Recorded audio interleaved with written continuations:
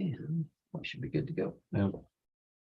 Hello and welcome to another virtual author event at the Poison Pen Bookstore. I'm John Charles, and today the Poison Pen is delighted to have back virtually with us award-winning author Victoria Thompson, whose new book is Murder on Bedford Street. Before we begin today, for those tuning in, the Poison Pen does have copies of Victoria's new book as well as her previous titles, and we would be happy to connect you with these wonderful books. Just give us a call or go online to the Poison Pen. And now I would like to welcome Victoria Thompson. Thank you, John. It's always a pleasure to be there. I'd much rather be there in person, but this is the next best thing. That's true. We would love to have you come back whenever you're in town, but we'll go with this for today. My first question for you is, I'm always fascinated by who the author was before they started writing, because so many writers, that's not what they envisioned their future as being. It's something that they kind of fell into. And you have a rather colorful career background. Can you tell us a little bit about Victoria before you became published? Yeah, before I became published, I was when I graduated from college, I had majored in education, so I thought I'd be a school teacher. And I always tell people I'm a retired school teacher. I taught 1 year and retired. So it was not a very good situation. It was middle school, and it was like the school was totally out of control, and nobody knew what they were doing. And we moved away shortly after that. And so when I moved, I got a job with the government printing office. So I was and my title was printing specialist. And whenever my husband to this day talks about somebody who doesn't know what they're doing in their job, he said, they're a printing specialist. I knew nothing about printing, but I learned. And but when I had my family, I became a stay-at-home mom. And so I was a stay-at-home mom for a few years, and I was actually babysitting 5 kindergarten age kids during the day. And I started reading again for pleasure, because when my kids were little, of course, I didn't have time. And but my kids had gotten old enough then to the point that I could read again. And I started reading Westerns, and that was how I got the idea for my first book, was from reading Westerns. And my first book was a historical romance set in Texas. And so I wrote 20 of those books, and then my historical romance career tanked. That was back when in the mid-90s, when they glutted the market with historical romances, and a lot of authors, their sales got so low that they weren't renewed, and I was one of them. So I couldn't get arrested on Publishers Row. We want to let readers know that it's not your fault that you got dropped. It's like in publishing, things come and go in cycles, and I think Western romances kind of have their peaks. They did. They went out of style, essentially, and people got tired of them, I guess. So anyway, that was when I had to get a day job, and it turned out I had no idea what I was qualified to do. I certainly wasn't going to go back to teaching school. And I saw an ad for somebody to work for a nonprofit and as a nonprofit fundraiser. And it turned out that all the skills I had developed from doing volunteer work for writers' organizations translated into fundraising. And so I was very qualified for that. So for 19 years, my day job was being a nonprofit fundraiser. And that was shortly after I got that job, I sold my first mystery. And it took a while for that to really start making money. And so I wrote and worked full time for 19 years, and then I finally retired. Now, was that first mystery the first in the Gaslight series, Murder on Yes, Astor Place? It was the first, Murder on Astor Place. It was the first one. What made you think, okay, I want to write mysteries, because you had come from a background of romance? Nothing. This is another funny story. I was actually, before I got fired from writing historical romances, I had decided that the next hot thing was going to be romantic suspense. And I was right. It was the next hot thing. They didn't call it romantic suspense, but it was that's what it was. And my agent kept saying, I kept sending my agent proposals, and she kept saying, I can't send this out. No one will buy it. And then one day she called me up and said she had had lunch with an editor from Berkeley, and they were looking for somebody to write a series set in turn of the century New York City, where the heroine was a midwife. And was I interested?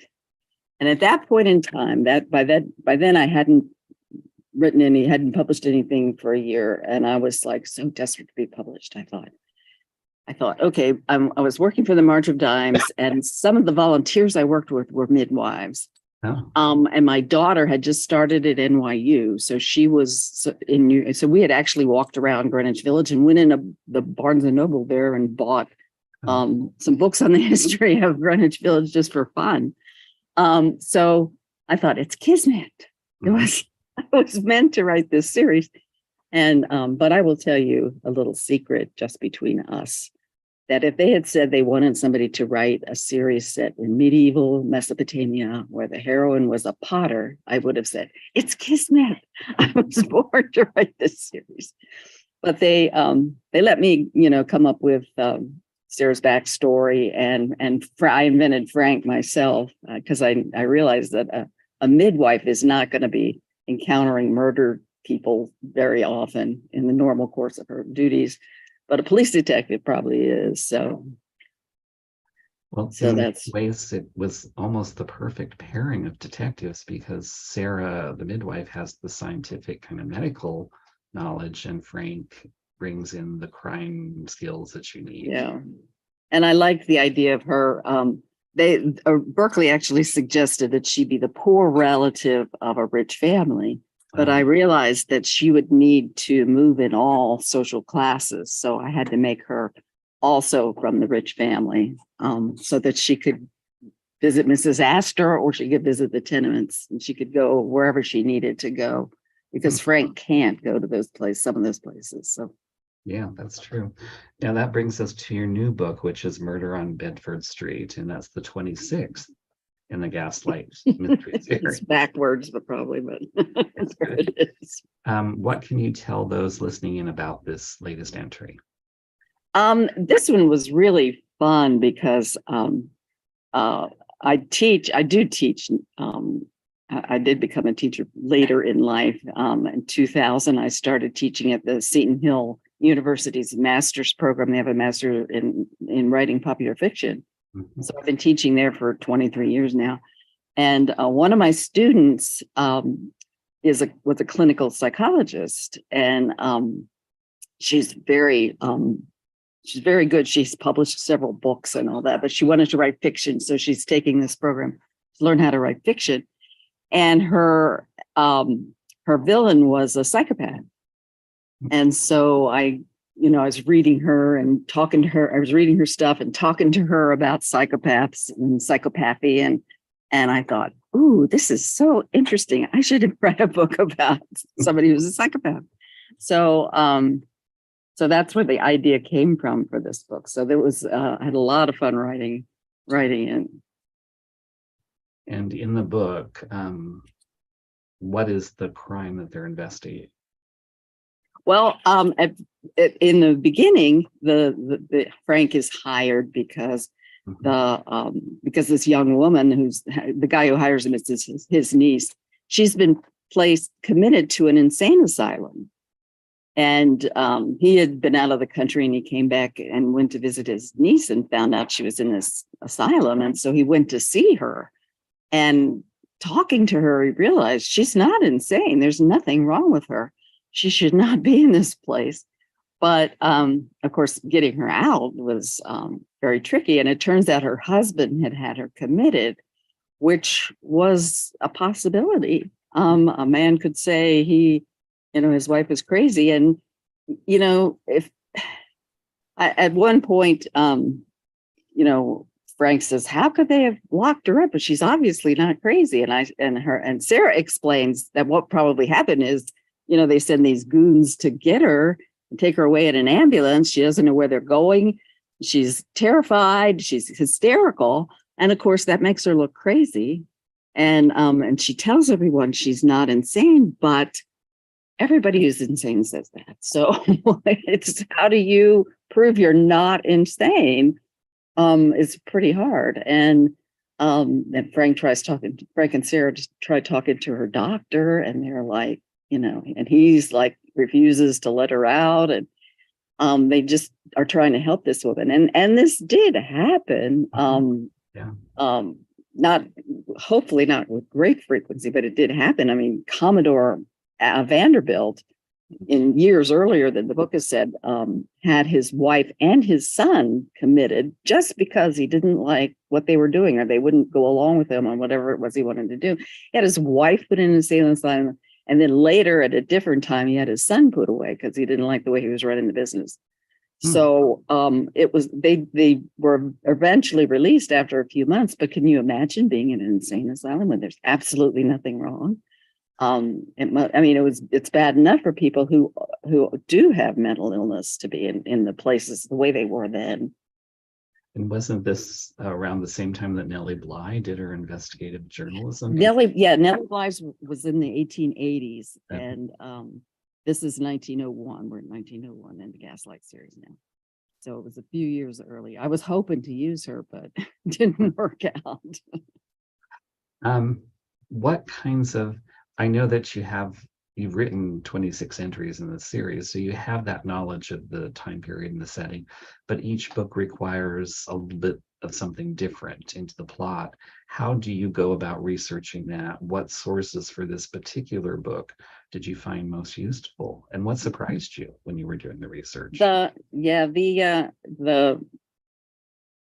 The research, I think, to me is the most fun part of writing these books, is finding that idea. And you're right, each book has to have a hook of some sort, some interesting historical thing that you can hang the story on.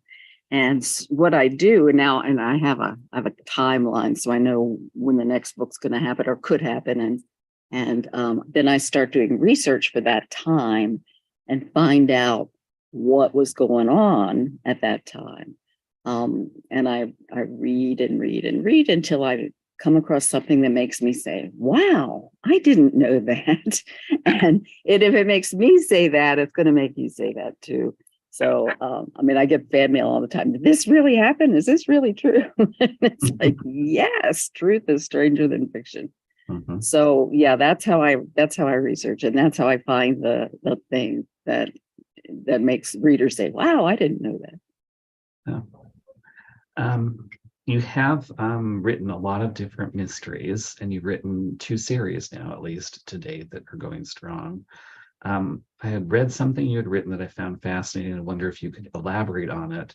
When it comes to writing series, you say readers come for the plot, but they stay for the characters. What exactly? Yes, I always say that, because when I wrote my first book, this is so funny because I had been a romance writer.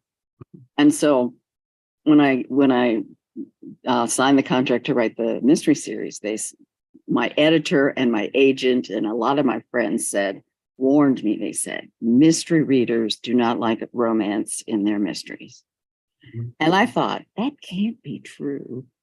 And I think what they don't like is necessarily sex in their mysteries, but everybody likes a good relationship story, especially if it's, one that can't never be, consummated. So I thought, okay, I have these 2 great people who were obviously perfect for each other, although they were complete opposites, had nothing in common, and hated each other from the very beginning, which is, of course, a setup for a perfect historical romance. So the hardest thing I had to do was keep them apart in that first book, because I kept wanting them to have a romance, but I couldn't do that. So, what was the question?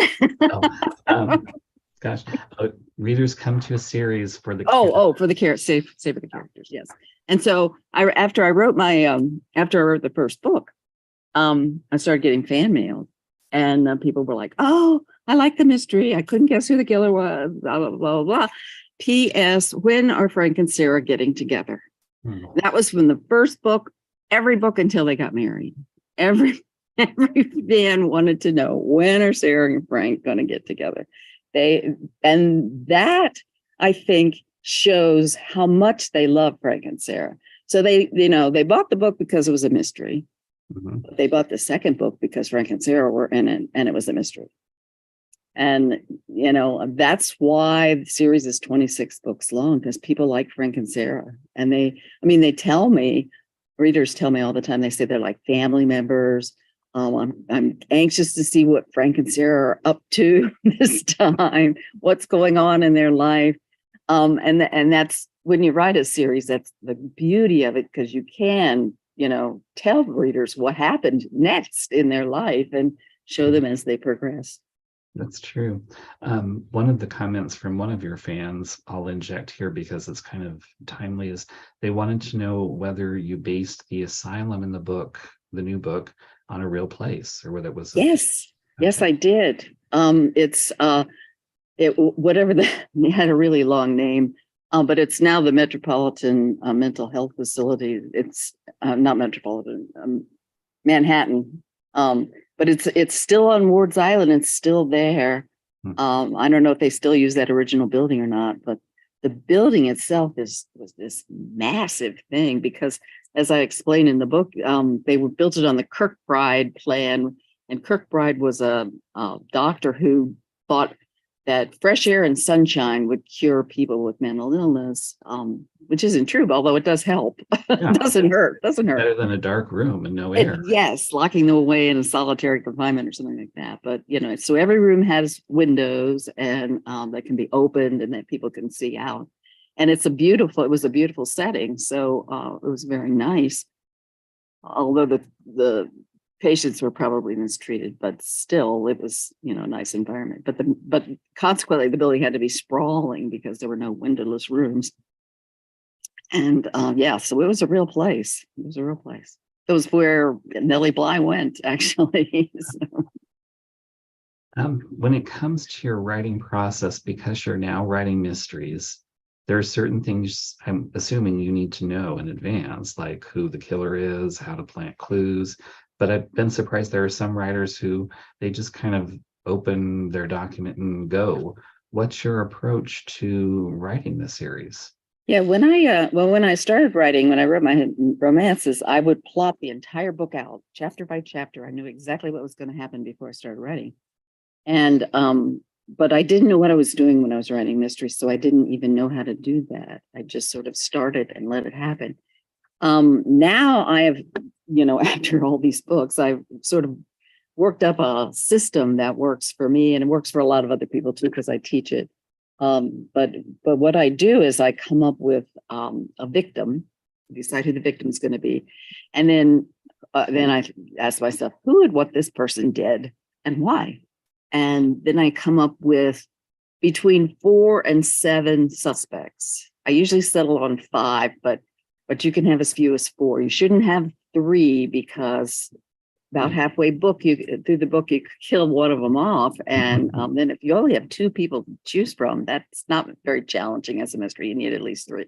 So I always have at least 4, no more than 7, because the human brain can only remember 7 things. That's why phone numbers are 7 numbers long. So 4 to 7, so people don't get confused. And there's enough suspense.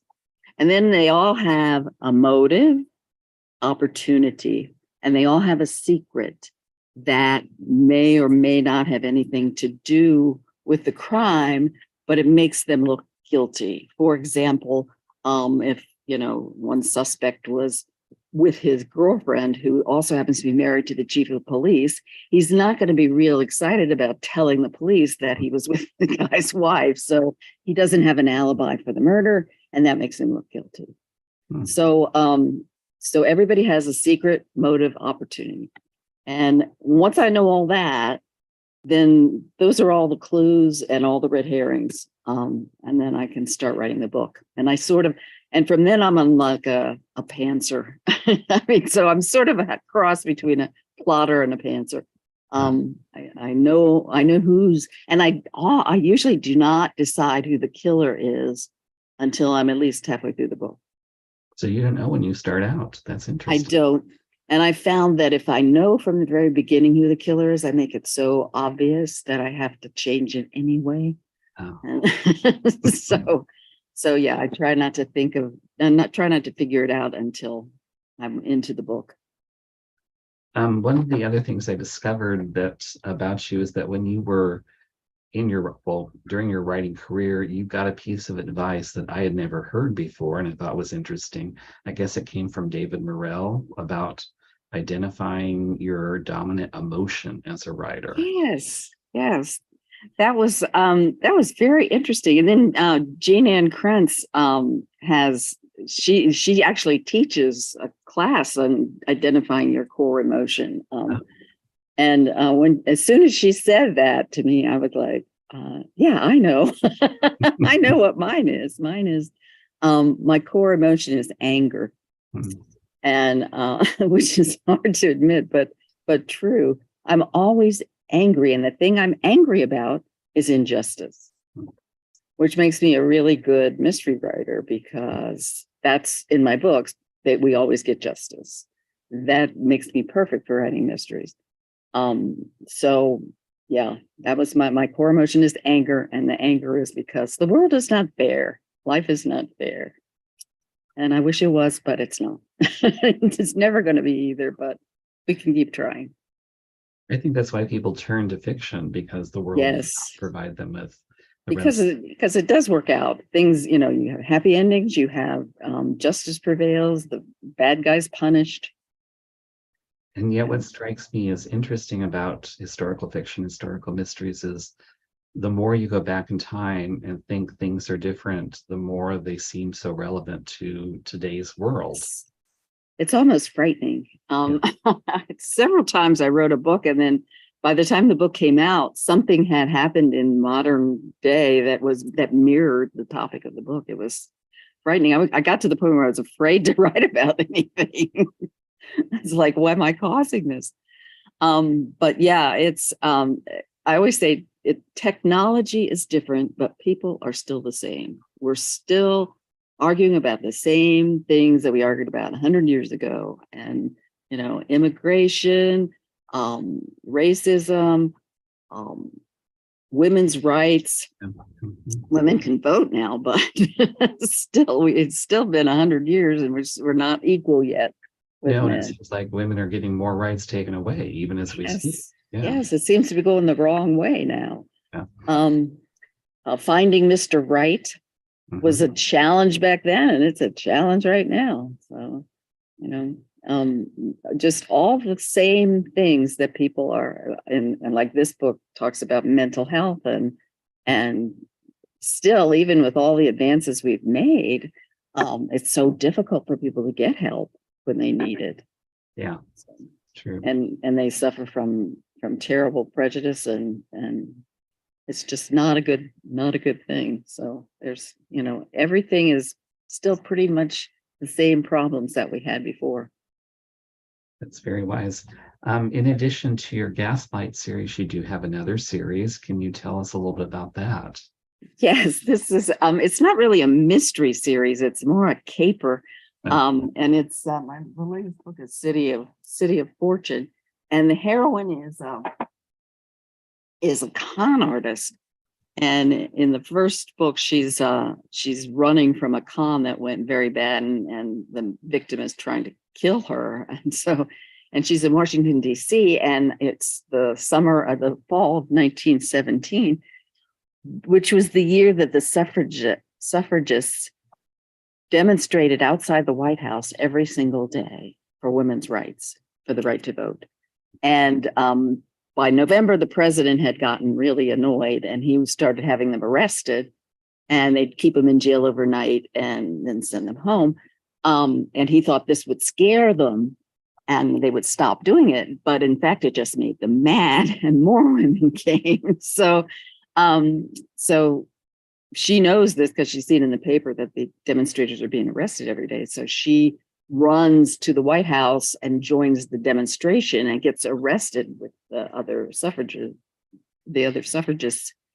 And instead of just keeping them overnight, this time they sentenced them to 3 months in the workhouse. So she was sent to this horrible place. And while she was there, she became converted to to honesty. All these women she'd never known women like this before, and they were honest and they really believed in something, and so she becomes a suffragist herself and decides she's going to give up being a con artist. But what she discovers is that she can use her skills as a con artist to help people for whom the law will not help them. When they have a problem that the law can't do anything about, she can run a con and get them revenge and make things right. So that's what she's doing in each one of these books. And each one kind of features a different kind of con, is that correct? Yes. Each one has a different kind of con. And that's been so much fun researching those. And then because you have to figure out how it's supposed to go, and then it can go wrong, and what happens if it goes wrong. And then some of the characters tell me they want to be involved, and I didn't plan on that, so I have to figure out how to involve the other characters. And it's just been a lot of fun. And then it's occasionally you'll see in my book somebody in the book will be confused about what's real and what's not real, and Elizabeth will say, "You realize that that's not real. That's not going to happen." She's like, "Oh yeah, I forgot. I got confused." And that's because I got confused myself.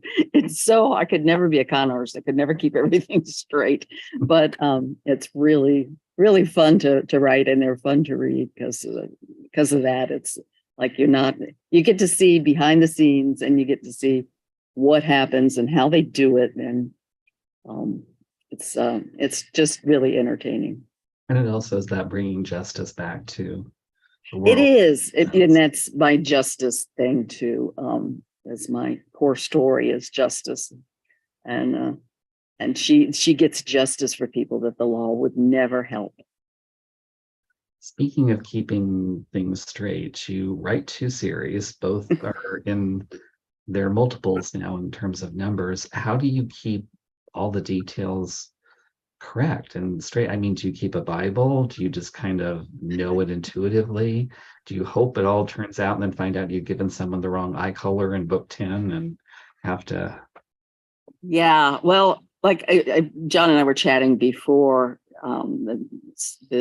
this started, and I was saying how it's hard to keep things straight, but it's yeah, I was saying I had never intended for this to be so long. I didn't know that the series would go on this long. This is kind of success you dream about, but never expect to happen. And so I didn't plan. I don't have a series Bible. And I thought it would maybe be 6 books, and I could keep that in my head. But I mean, I did start a timeline finally, because fans would say, "Wait, in what book does this happen?" And I'm like, I don't know. So I finally made a timeline so I could just say, yes, that's, Murder and Chelsea is where it happens. But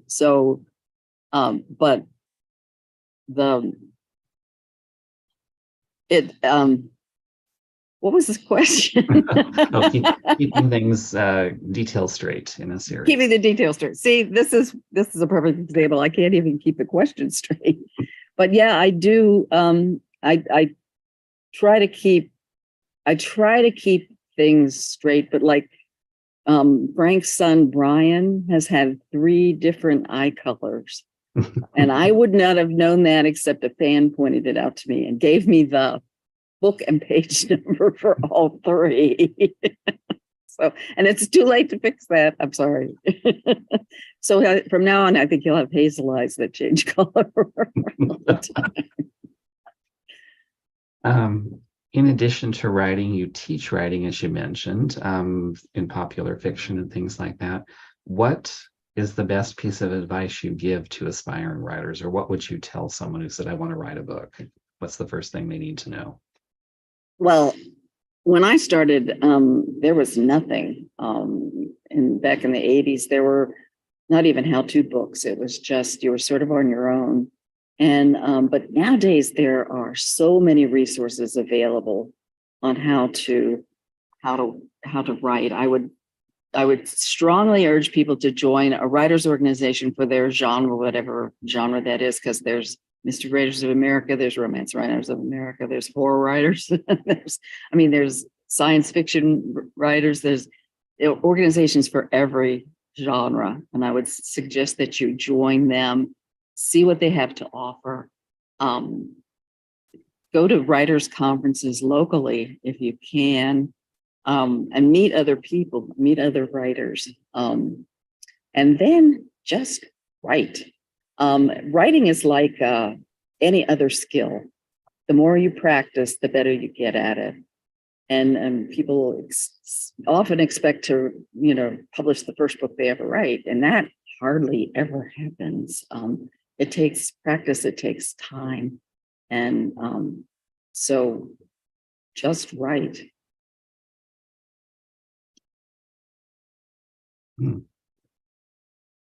What has surprised you? You've been writing now, as you mentioned, we won't go into the exact number of years, but for quite a while. What has surprised you about the business of publishing? That you know now that you wish you could go back and tell yourself when you were starting out, this is what to watch out for, this is what you need to know? That the business is very uncertain. When I published my first romance, I thought it would go on forever. My books were selling really well. I was doing very well. And then historical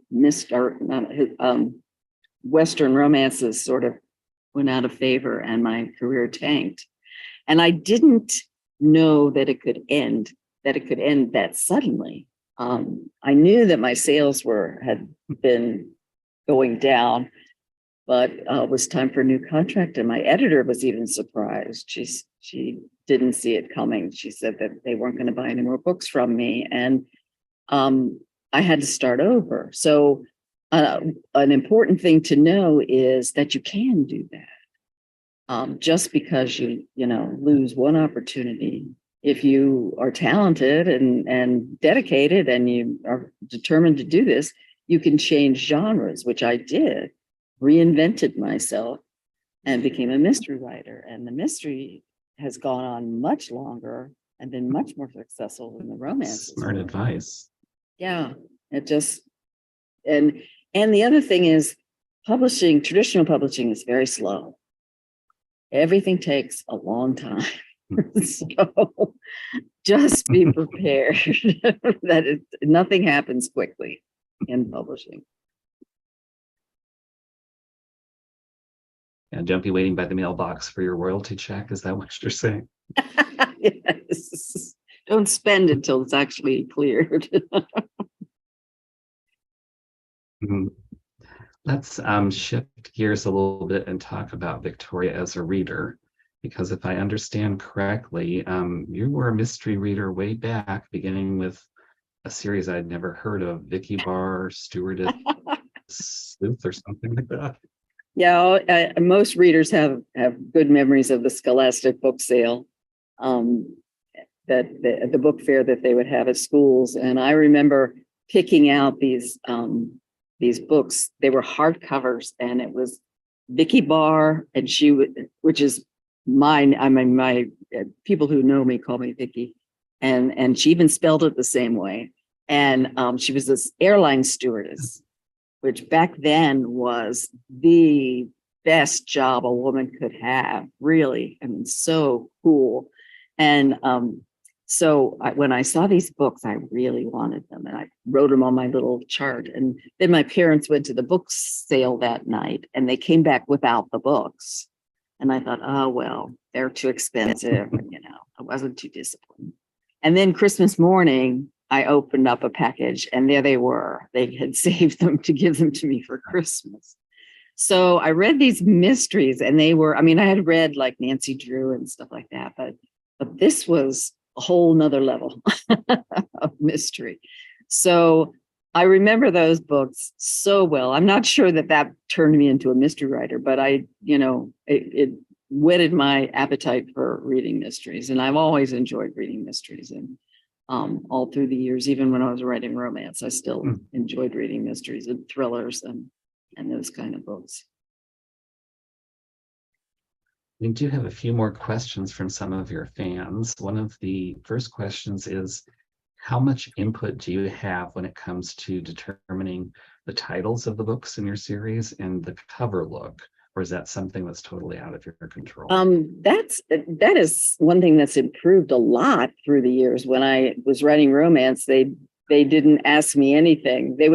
They send you a form to fill out, like, what is your hero's hair color and eye color? What is your heroine's hair color?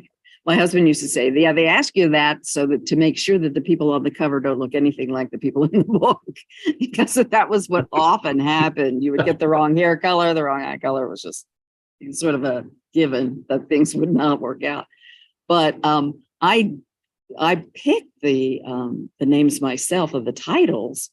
For the first book, I think I called it Cradle to Grave or something like that, something stupid, just because, I knew that they would change the title. And I went up and to have lunch with my editor and my agent, and the three of us were sitting in a restaurant in New York City, and she showed me my cover for the first time for Murder on Astor Place. And it was so cool. And she said, we need to come up with a title, and we want them all to be sort of the same. And it'd be Murder on some street in New York City. That's what the marketing people had decided. So we sat there and brainstormed, and we decided Astor Place was the sexiest street we could think of in New York City. So that was the first book. And so that's how it got started. And then I remember I asked my editor, I said, are we going to make them alphabetical? because Astor Place, then that would put a little pressure on you if they had to be alphabetical. And she said, no, it's bad enough they were ripping off Aunt Perry. We don't have to rip off Sue Grafton too.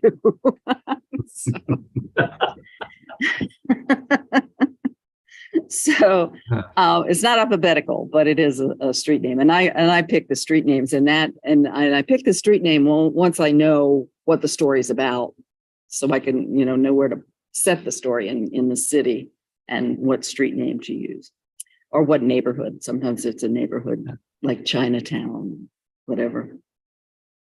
And it seems like there was another part of that, the title and the cover. And now they send me for the mysteries. Now they send me the cover, and I get to say, can you move the lamppost?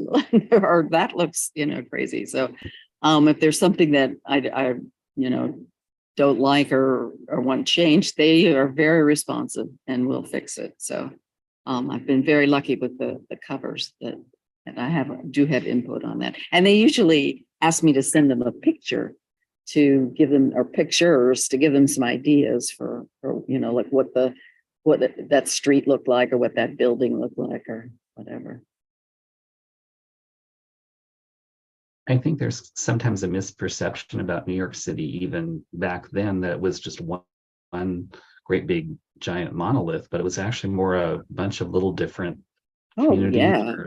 Every neighborhood was very different, and they had set boundaries, and people didn't know anyone in the other neighborhood. You might grow up in New York City and never know anybody outside your neighborhood. It was very common. Another one of your readers wants to know, do you have a set daily writing routine, or does it change depending on the season or the book? Well, I try to have, let's just say I try to have it. Of course, if you have a doctor's appointment or something, that screws everything up. But I get up in the morning and look at Facebook and look at my email. And then as soon as I can, I start writing, and I write until I have at least 5 pages.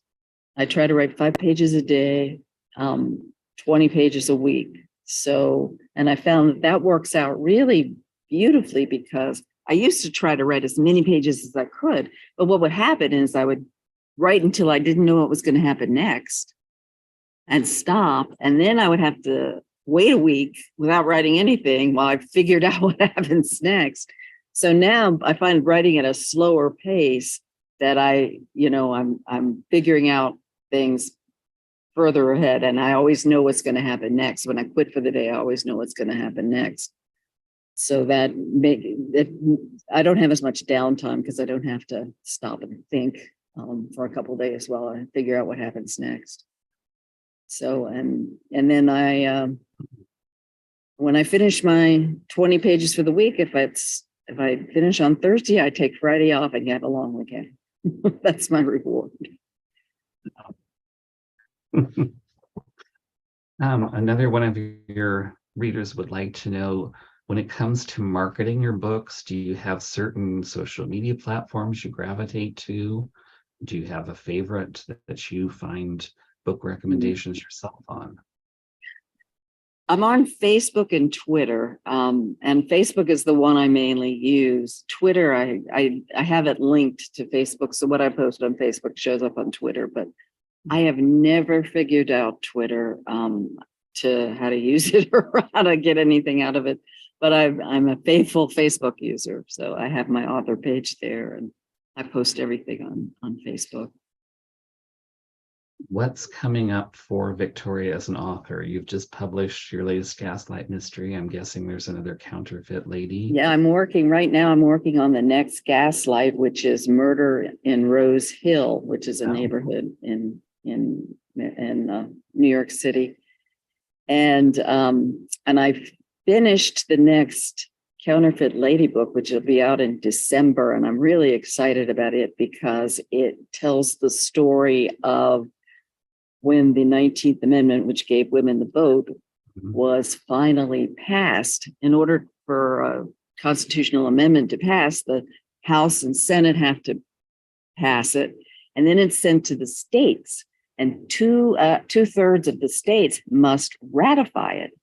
And back then that meant the legislature of each state had to pass it. Both houses of their legislature had to ratify the amendment. And they got down, and you'd think, okay, we only need 36 states back then because there were only 48 states. But they got 35 states. 11 states said no, did not ratify it. And that left 2 states. One of them was in Vermont, and their governor said, I'm not going to even present it to the legislature for ratification. And that left Tennessee. And Tennessee is the last of the southern states. Every single other southern state had rejected it. So if it didn't pass in Tennessee, it was dead. It was not going to pass. And when I read the story of what happened, all the betrayals and cheating and backbiting and backstabbing that happened, it was like I read a nonfiction book, The Woman's Hour, and it was so exciting. It was like reading a thriller.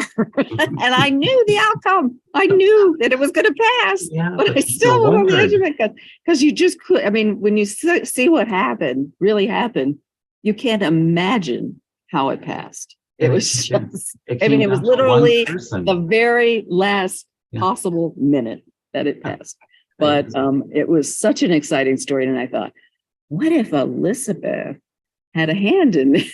Because there was so much cheating going on that it was right up her alley. She's a con artist. So it was like, so Elizabeth goes to Nashville, Tennessee to help the ratification process along with her talents, using her talents. So that was such a fun book to write. Scary because I wanted every little detail right. But that sounds wonderful. And you're right. I mean, it came down to one mother writing to one legislature and saying, you better vote the right way, or women might not have had the right to vote for years later. Yes. Oh, that's terrific. So that's coming. That's wonderful. It's coming in December. Readers, I'm assuming, can find more about you and your books on your website, your publisher's website. VictoriaThompson.com. Easy as pie. So. Well, I can't believe how quickly our time has gone by. We've had author Victoria Thompson here talking about her new book, Murder on Bedford Street, as well as the taste of what we can expect to come. I'd like to thank Victoria for taking time to virtually visit the Poison Pen. And for those tuning in, thank you for joining us on another virtual author event at the Poison Pen bookstore. Thank you for having me. It was so much fun, John. Oh, you're always a welcome guest here. Thank you. Thank you. And in case I lose you when I start clicking things, thank you, Victoria. You were terrific. Oh, thank you for having me. I love doing these.